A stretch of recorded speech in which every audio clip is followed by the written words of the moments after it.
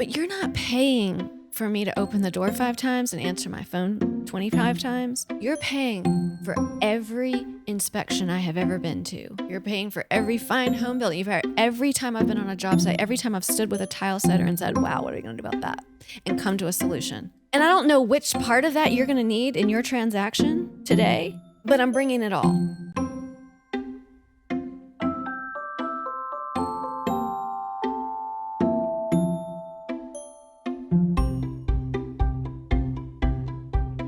Hey everyone, Michael Conrad here with the Business of Homes podcast, where each week we bring you stories of entrepreneurship and the business side of real estate.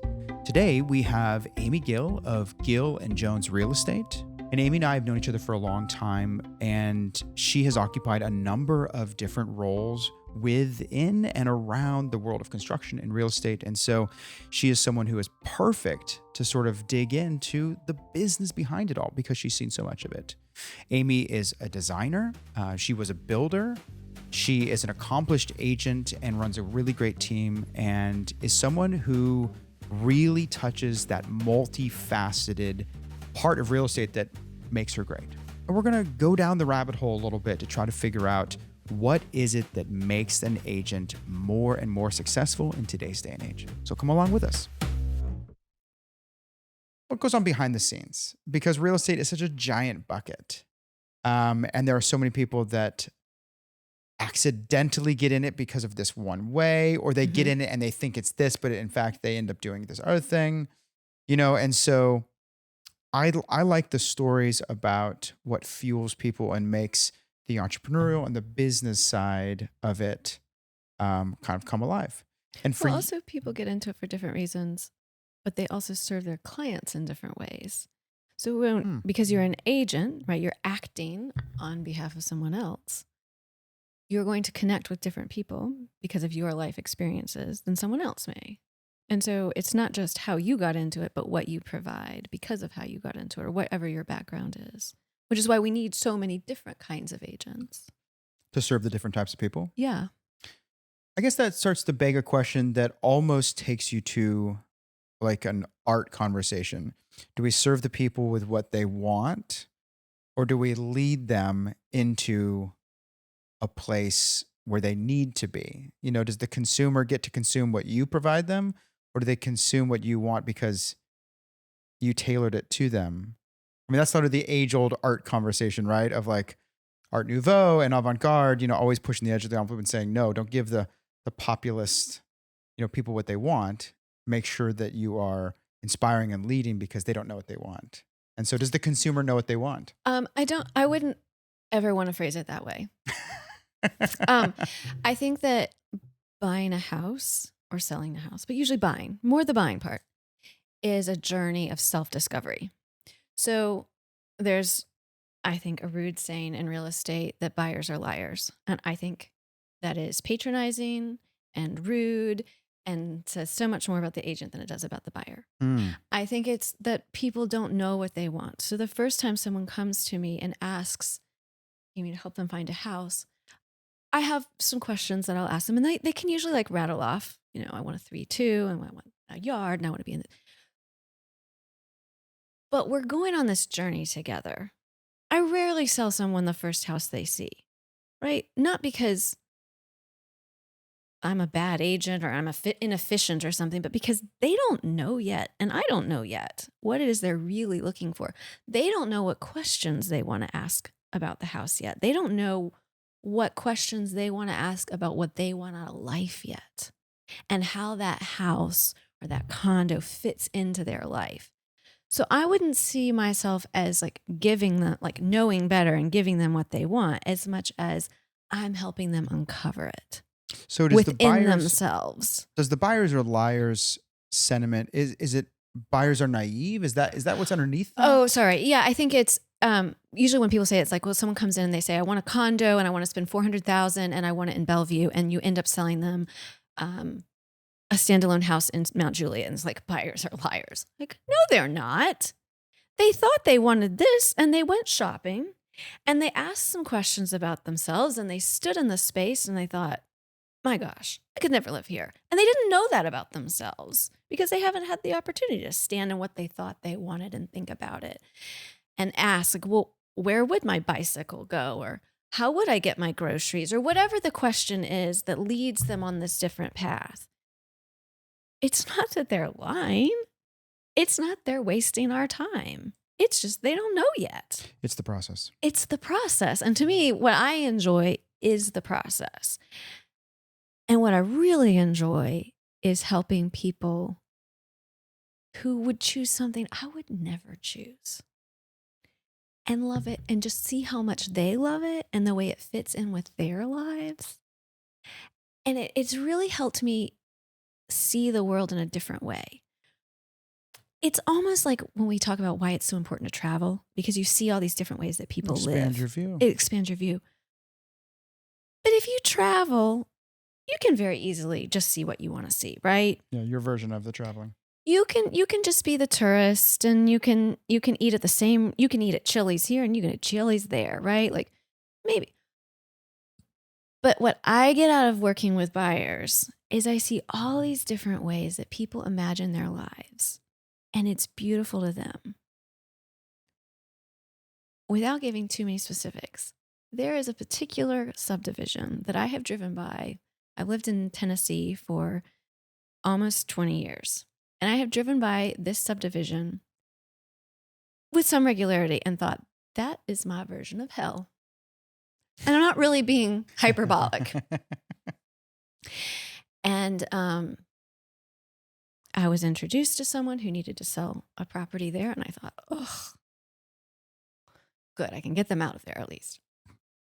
She cried. It was her dream home. She was so sad to leave it. It was everything that she could want. And because of her life story, it was everything. And I got to see that house in that subdivision through a completely different lens. Mm. And that challenged me and my prejudice, right? Like that was somebody's dream home. Like, To each his own. To each his own. And I think it's a really humbling responsibility that we have as agents to go on that journey with people and to go on that journey with ourselves. If we're open-minded, if we're open-minded enough to listen and to hear what they're saying. Because sometimes it's really quiet. Sometimes people are very loud about what they want. Sometimes it's quiet and you don't we're not finding it. I've shown them 8 things that they say is what they want, but she's holding back. She's not quite committing. I haven't asked the right question yet. She doesn't know how to tell me what it is. And that to me is the fun part of real estate. You bring up an interesting concept because we here on this podcast try to dig in to the business side of things. And inevitably, when you're talking about the difference between, say, being a craftsman or having a business, or being an artisan or having a business, there's this differentiation between having process that sort of drives and undergirds your practice versus a certain level of customization, which is allowed to and really should exist in sort of craftsmanship and artisanship and, these sorts of things we think about. And so what you describe is these essentially custom experiences on repeat where you are truly this shepherd sort of ushering people from sort of one place to the next. It's very, Greek mythos sort of Charon, sort of a thing. And in that there is beauty. Charon isn't a good or bad figure. He is, the wayfarer that takes you from one place to another. And so this idea of business practice, though, how do we begin to create identity in what we do, brand, to codify what represents us and why people might be attracted to us? If we're continuing to practice, how do we wrestle with this idea of business process, which is repetition, whilst also not overly injecting ourselves in those biases and those prejudices? Well, I think this is where the art comes in. Because I do have a process. I do. And I have questions that I ask pretty consistently. Maybe a different way for this person or that person, but there is a process. And I set the process up at the beginning. I like to meet with people, not at a property. I like to ask them questions. I like to show them things. I have them show me things. There's a process. I don't like it to feel overly rigid, Canned, yeah. right? Because someone is entrusting me with the place where they will have their most intimate moments, the place where they will have their dinners with their family, where they will raise their children. That is a real, like, it's the most intimate place we own, right? And it's also our largest investment. So it's both emotional decision and a financial decision.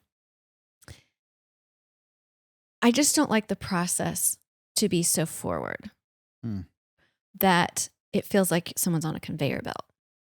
But I am moving them along. And I will say, that house is not what you're looking for. We're not going to go see that. Or this one we're going to go see. I will walk into a house and say, this is not it. But I don't want people to feel like they're on a conveyor belt. You bring your experience to bear as shepherd without forcing, heavy-handing, or overwhelming. Yeah. Because I think there's also a level of trust that has to be there. If I've told you not to buy the last 5, when we walk in the right one and I say, oh, I think this is it. Well, you trust me. No, I didn't tell you not to buy the last 5 because I was planning to tell you to buy number 6 and like, this is a process. And again, it's tailored to the person. But I think there is this level of trust that has to develop. The relationship has to develop so that they can trust me when I say. Okay, so we can begin to zoom out and look at what you're describing as this sort of essentially human and what you called a self-discovery process that you're shepherding people upon.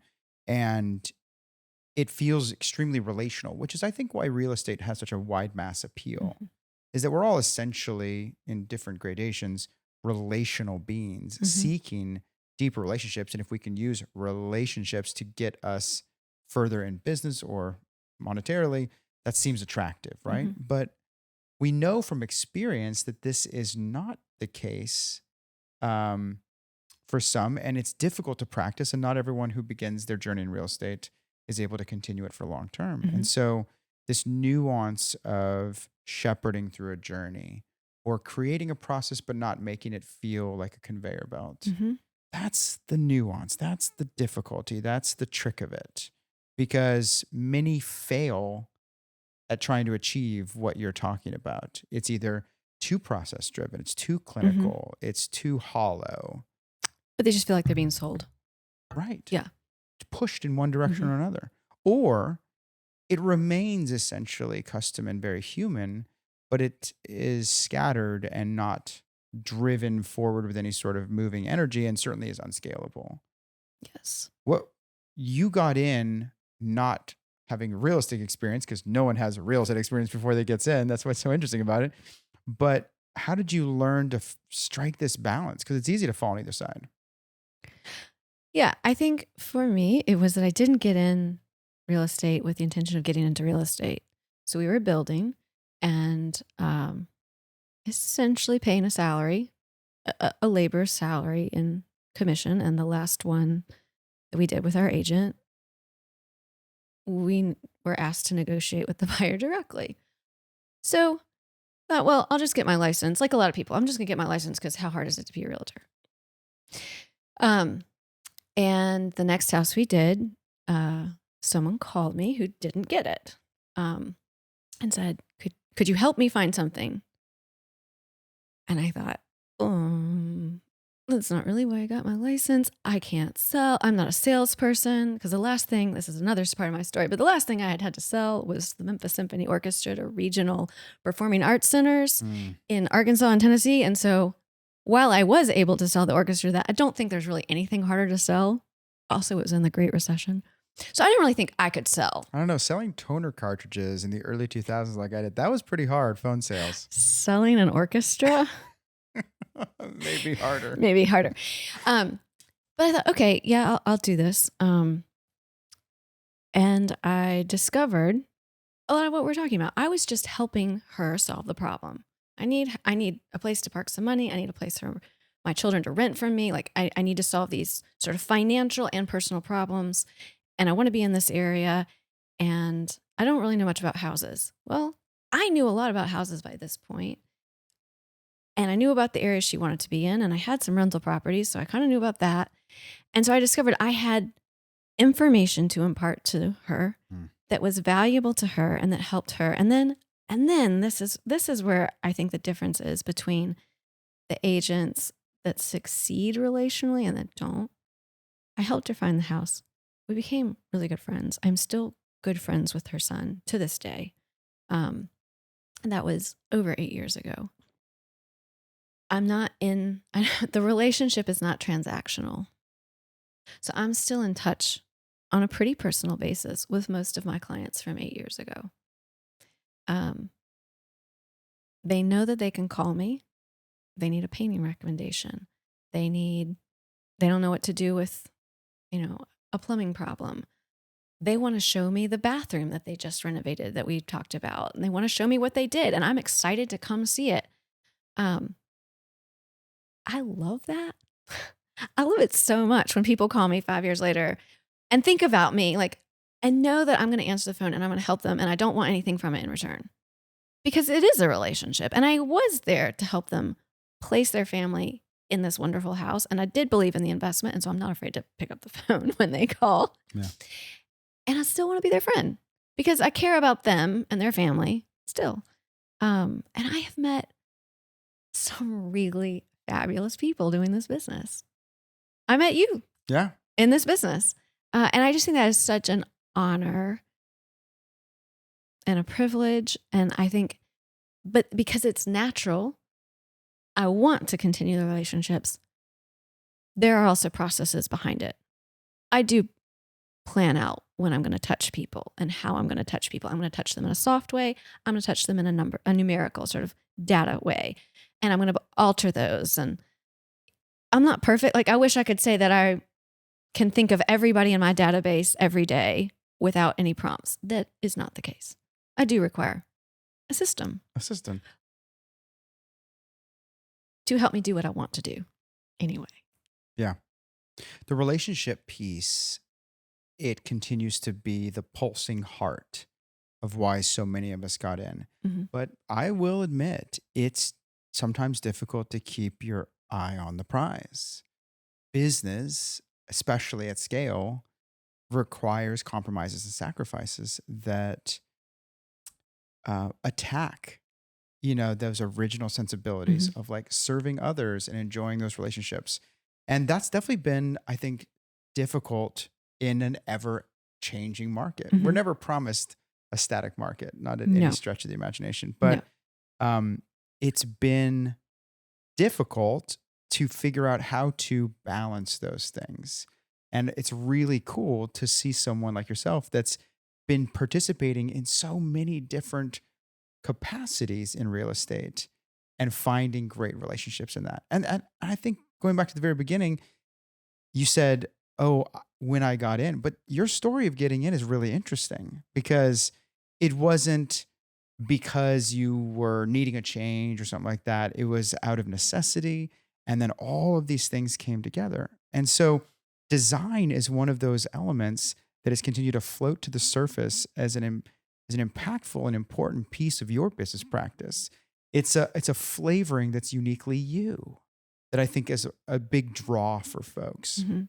And so how does that intersect with these relationships? Do you find that that's tip of the spear, or is that something that comes along later now, this sort of design presence? I think in some ways it's tailored to the client and what their needs are. But the design presence allows, my interest, I love houses. I love people and I love houses. Totally. These things kind of go together. So I think because I love houses, I can appreciate and articulate for people when they're walking through a house what it is they like or they don't like about this house. Well, all the windows faced west. So the light's really harsh here, isn't it? Yes. That's why you don't feel calm here. Or the light or the light's so soft. We're getting it from 2 directions, south and east. And that's, we can talk about those things. I also just have solutions because I have worked, because I don't just design, I manifest the designs. I can hold their hand through it and say, this is how we can get it done. I have this person. I can say we need to refinish the floors. It's running about $1.75 a square foot to sand and finish. I can give. And so right there, while we're making the decision, do we buy this house? Do we not? Can we afford it? I can give them a pretty quick idea of what it's going to cost because I just paid it yesterday. So it's not hypothetical.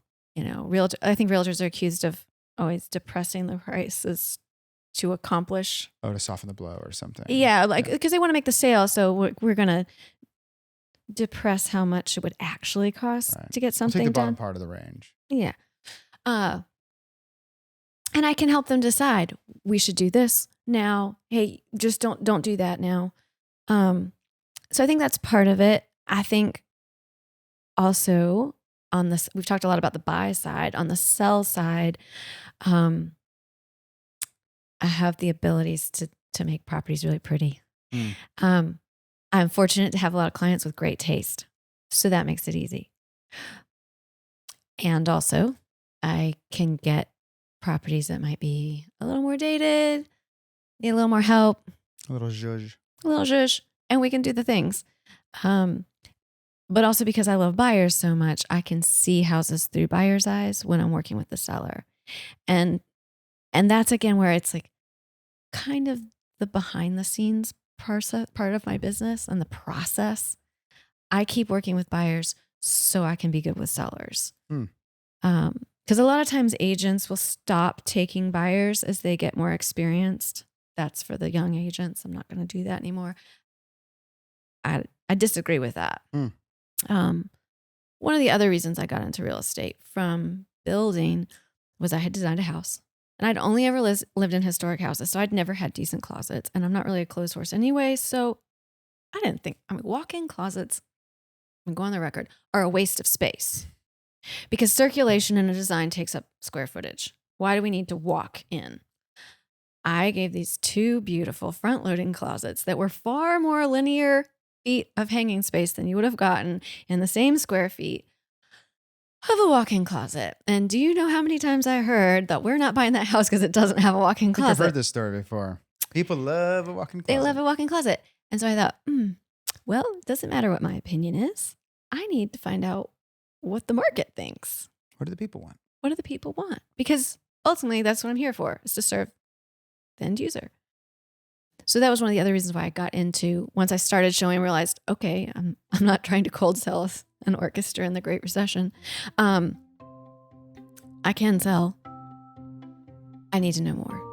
What can I learn? I can learn a lot about how people think by just listening and asking questions of buyers. And that helps inform the houses I design. Hopefully for the better.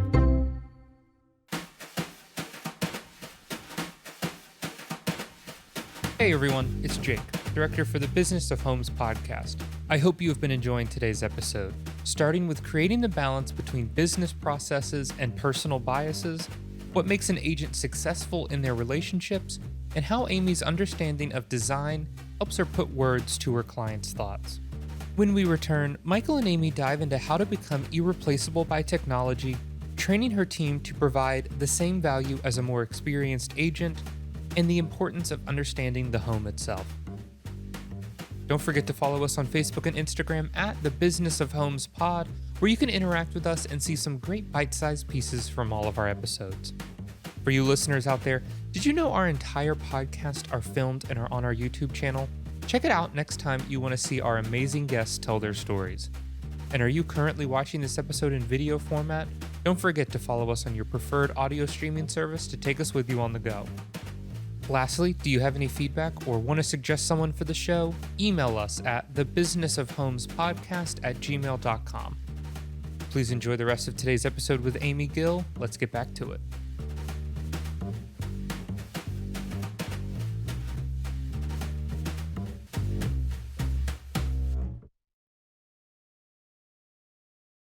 Okay, so you're beginning to present a very compelling argument for a realtor to not just be a shepherd or a salesperson, but to be a multifaceted practitioner of all things houses. Hmm. And this is one of the reasons why I've enjoyed working with you over the years is that you do bring a multi angle perspective. You look at it from investment, you look at it from, design, from build, from sales, from buyers, from sellers. And so I'm not sure that every agent can be that, but you're beginning maybe accidentally to make a case for the future generation of real estate agents to be more knowledgeable Hmm. of those little things, whether it's having a buyer's eye when providing listing advice, or whether it's knowing how exactly and who exactly to get to fix said listing before it goes to market. It could be Yes. to provide that buyer with a chance to say, you haven't found anything that you like. But if we made these adjustments, all of a sudden, three more options become real options. And so we go from 0 to 3 with adjustments. But Yep. adjustments means construction, it means money, it means time, it means, design. And so if I'm hearing you correctly, why aren't we seeing the rise of more multifaceted agents who are dipping deeper into these um, areas of expertise, whether it's design or Hmm. construction? I don't know if I can answer why we're Yeah. not seeing it, but I can say the iBuyer has gotten people all up in arms. The answer to this is not lowering our commission structure. It's not working for less. The answer is making sure that you're providing something, that you are adding value Mm. to the user, to the buyer, to the seller. What is it that I can do that an iBuyer can't? Well, I can tell you how to read an inspection report. I can tell you how to get it taken care of. Like, I can give you the phone numbers. I can help you after the fact. I can help you gut that. I'm not going to come gut your bathroom, but I can help you get that bathroom gutted. Um, or I can help you either buy the investment property or convert that single family home into that you've been living in, your residence, into your investment vehicle, because I've done all these things. Will I sometimes lose out to an iBuyer or a single limited service listing agreement? Sure, that wasn't my client, and that's okay. If Mm. someone wants to list for $500 and that's all the service they need, that is absolutely what they should do. Um, there are a lot of other people that want more support. And I find, interestingly enough, there's a little bit of a generational divide in this. Hmm.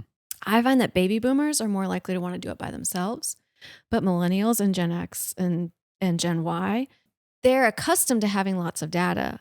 And so just having data isn't quite as sexy. It doesn't scintillate like it does Mm. for older generations. What they want is help understanding the data. They want Curated experience. they want the curated experience. Mhm. Absolutely. Um, for me, when I first got into real estate, I didn't know enough people to launch a career. So once I had decided I was going to be a real estate agent, not just kind of have my license, I bought Zillow leads. And the first leads that I was able to buy were all downtown condos. And I didn't feel like I had any value to add. Hmm. They didn't need to know what a soffit was. They didn't need to know really how to read an inspection report, like the water heater works, right? Like there's not much. Everything's concrete, right? Exactly. What I really liked was working in East Nashville in the older homes because I knew I could add value.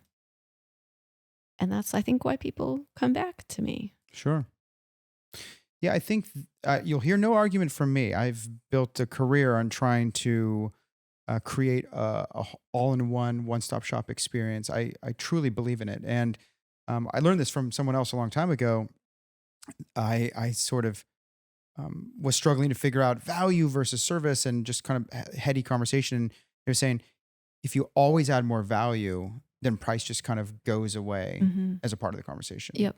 And ultimately, price becomes these very difficult, memorable pieces for all of us as consumer. We always remember what we spent on that piece of consumer technology or that car or that whatever. But an even more powerful emotion is those experiences. Mm-hmm. And I say this as sort of an Gen X, elder millennial, whatever I am. And so this is maybe generational, but ultimately these lasting impression of being able to assist someone in a multifaceted kind of way. And I think perhaps if there is some sort of underlying zeitgeist of frustration with the realtor profession, perhaps the wording is rather, let's add more value, not Yes. let's reduce Right. whatever the perceived concept of like should or should not be commissioned. Because then we're or just whatever. competing against a computer. Right. And we will lose that. And we will eventually. lose that. Yeah. If that's all we're doing, we just become a lackey. And I don't want to be a lackey. Right. So we are growing. I have a teammate, Pete Jones, and then we're adding to our team. And right now, at this very week, I've been writing mentoring programs for them to make sure, like, we're going through the parts of the houses, we're going through the components, we're going through styles, we're going through roof styles, so that they have language to describe what it is they're seeing. Oh, you don't like gambrel roofs, you only like gable roofs. Like, I want to make sure that my team knows these words, but also, like, we're breaking down the components of an HVAC system. I don't have an HVAC license. It's high level, right? Like, but I want to make sure that they understand what do these words mean, so that they can add the same value. So, kind of coming back to your earlier question, why don't more agents have a multifaceted approach? I don't know, but this is what I'm doing about it. We're talking a lot with them about investing. They may not have investment properties yet, but I'm transparent with my finances. Like, these are my investment properties. This is what it looks like. Let's look at that together. Here's my lease. Do you need the copy of this lease? And I'm also always telling them stories about, I ran into this problem. This is how I solved it. Like, what do you think? Like, trying to get them up to speed really quickly about things that they may not yet have the life experience that I do, because I'm older. But to make sure that anybody who's working with me can give that multifaceted approach to anybody that we're working with. Because I do think it is the future of real estate. Yeah. I think we're consolidating. As consumers, certainly, we have become accustomed to things being consolidated. Mm-hmm. We shop at stores, both online and in person, that have a wide variety of disparate products, so that it's easy. It's one trip, or one website. And so it's no surprise to me that, as we continue consumer behavior into services, that we want companies or practitioners who can offer a wider range of knowledge, a wider range of service, a wider range of context. And we were all young and unexperienced one time. And I remember, in a very blunt sort of, or, not intelligent sort of way, knowing that I had to overcome experience and age deficit with information. Yep. Information was going to be the key of how I dug myself out of that hole until I could get the life experience. Yep. To have the gut to be able to share my gut feeling with someone. And so I think that's a great encouragement for listeners here who are, in their journey, whether they're going back to the bench to sharpen or whether they are, new.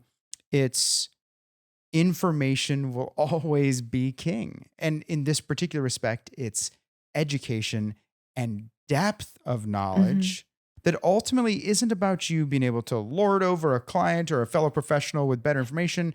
It's knowing how to be sensitive to questions that come up. It's knowing how to shunt, their direction into the right other party. It's how to speak intelligently so that they can continue their journey of trusting you rather than unfairly pulling up short. It would certainly be unfair to a seasoned agent, who was helping a client and they were going through a journey and it was sort of lengthy, but questions arose that agent was unaware of and they had to say, I don't know. It would be unfair to them for that client to just begin to lose trust. But consumer behavior will happen. People will lose trust if you don't know the answers.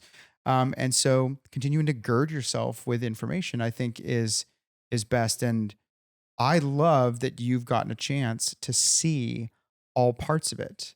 And you skirted over the part where you manifest the designs.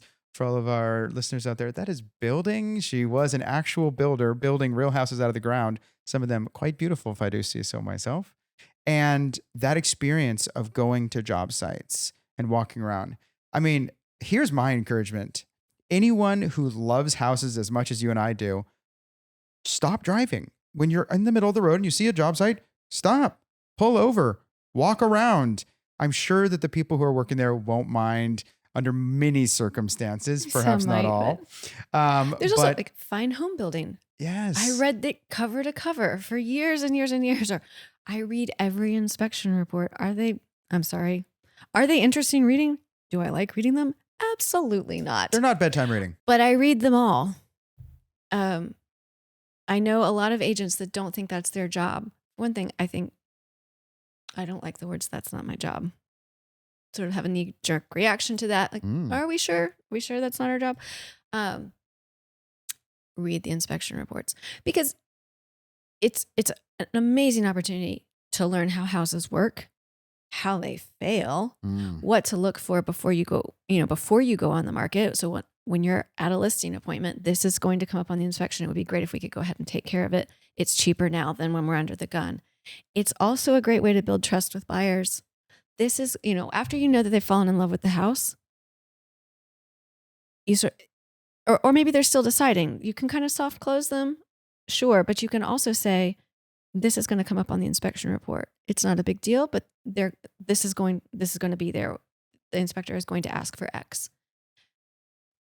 It means they're already sort of prepping. You're already telling them this beautiful house that you've just fallen in love with isn't perfect. And so you're preparing them in that way. You're not surprised. You didn't just say, this is great. And then you get to the inspection like, oh, I guess it's not so great. Not that that can't happen. I mean, we all have surprises on inspections. But all of this is just about serving the client. It's all about the information that you have that allows you to serve them so that they're not surprised, so they have what they need. And it's good for you too, because you probably have your own house that you need to maintain. Arming yourself with more information about your client, about their needs, about the houses you're looking at, about the house you're trying to sell. All of it is valuable and good. The iBuyer, again, can't read the inspection report. So if this is something else that you don't do, that the iBuyer also doesn't do, how are you differentiating yourself? The buyer or the seller is hiring you for your expertise. That's really all we're bringing to the table. A Sentry code? Like anybody can have that.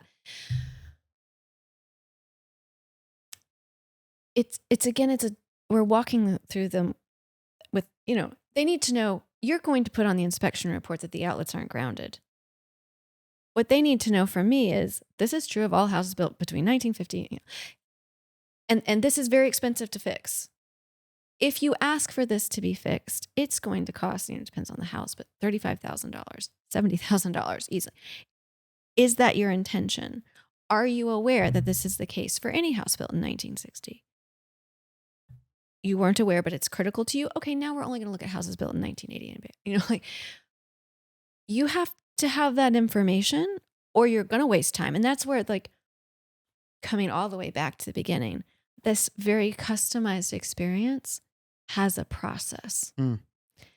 The process may be hidden to some extent from the client.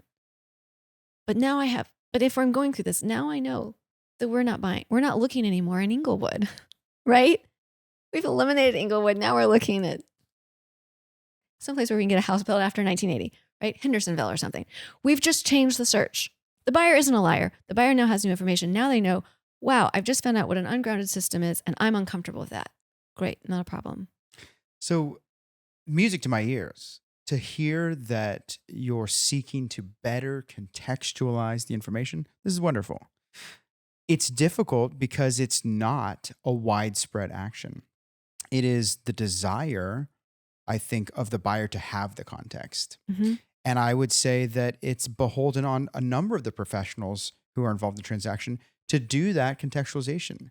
But I would say that lack of context probably leads to the greatest bumps and greatest potholes and greatest upsets in sort of the transactional journey, both for professional and for buyer, where there's not a sense of like, well, how normal is this? It's like, if we don't read history, we're doomed to repeat it because we don't understand the context. Well, if we don't have the surrounding history of homes, history of this home, history of buyer behavior, history of financial, things that are coming to bear, we're not going to be able to avoid, those potholes and pitfalls and whatever.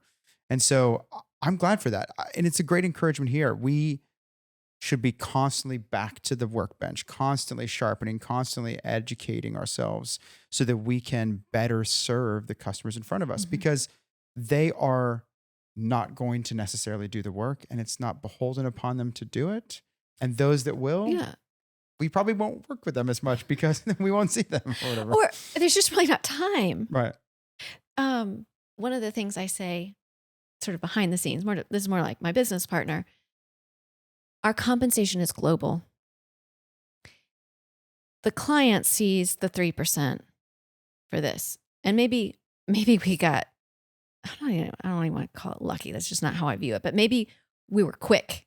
We found it in 5 showings in 3 days. Efficient. But you're not paying for me to open the door 5 times and answer my phone 25 times. You're paying for every inspection I have ever been to.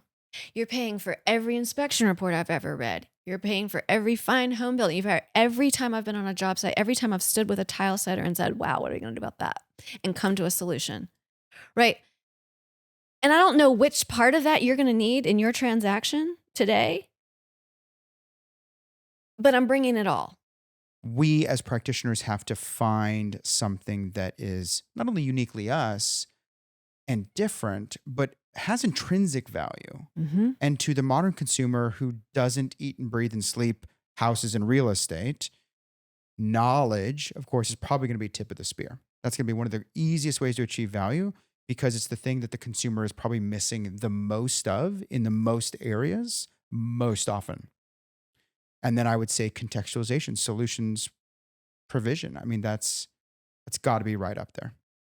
Well, with this, I feel like anyone who listens to this knows how to be successful now. So, all right, we solved all the world's problems. I'm so pleased. It's caring about people and caring enough about them to have the knowledge to give them what they need.